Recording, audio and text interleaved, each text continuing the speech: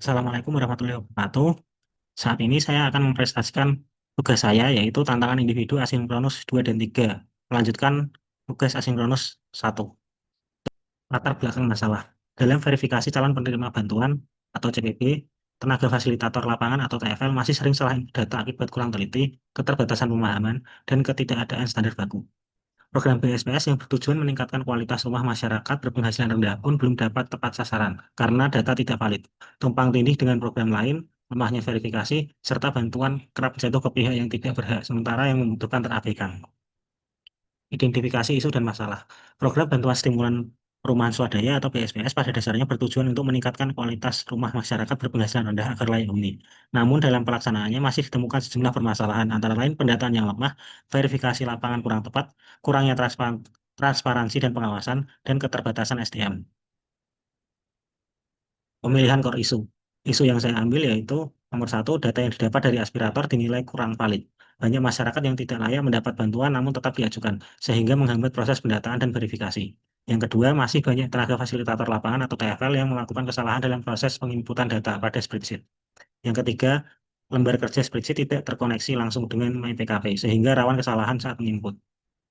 Untuk pemilihan isunya, kami menggunakan analisis USG. Bisa dilihat, kami memilih nomor 2, yaitu masih banyak tenaga fasilitator di lapangan yang melakukan kesalahan dalam proses penginputan data pada spreadsheet. Itu sangat mendesak karena kesalahan input data oleh TFL berpotensi menimbulkan gangguan kesalahan pada seluruh formula dalam spreadsheet. Alasan pemilihannya itu karena sangat aktual, dampak langsung terhadap proses berjalannya keseluruhan program, kompleks dan membutuhkan solusi. Data digital yang saling terintegrasi. Yang keempat, sering terjadi permasalahan terkait kesalahan input dari TFL. Untuk pemilihan isunya, kami menggunakan analisis USG. Bisa dilihat, kami memilih nomor 2. Untuk faktor penyebabnya itu bisa dari manusia. Uraian permasalahannya itu pemahaman TFL terhadap spreadsheet masih rendah, kurang teliti saat input, minim pelatihan teknis. Penyebab yang kedua itu dari metode. Permasalahannya belum ada SOP baku input data. Yang kedua, instruksi teknis kurang jelas dan tidak ada standar validasi data. Untuk faktor penyebab ketiga itu yaitu mesin atau alat. Permasalahannya itu spreadsheet tidak dilengkapi fitur proteksi atau validasi otomatis.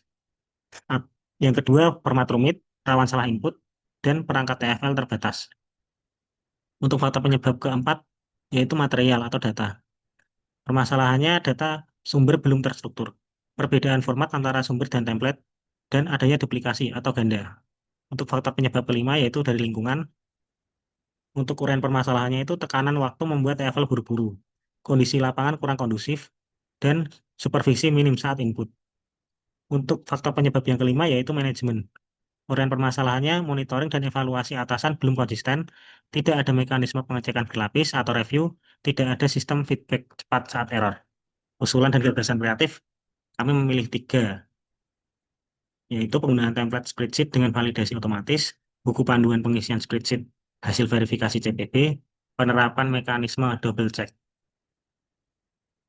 Untuk evaluasi dampak dan gagasannya, untuk gagasan yang pertama, penggunaan template spreadsheet dengan validasi otomatis, dampak positifnya mengurangi human error, untuk resikonya biaya tinggi, implementasinya bertahap.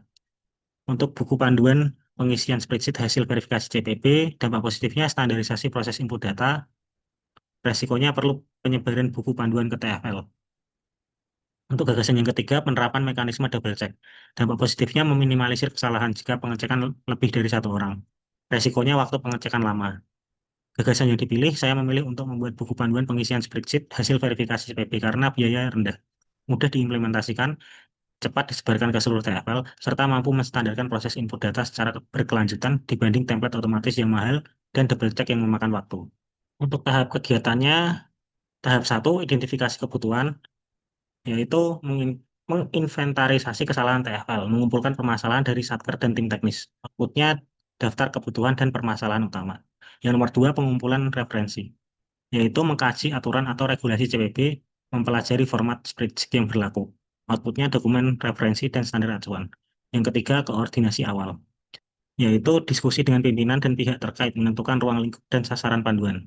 Outputnya kerangka panduan dan struktur isi buku. Yang keempat, penyusunan draft awal, yaitu menyusun petunjuk langkah demi langkah membuat contoh benar dan salah. Outputnya draft buku panduan.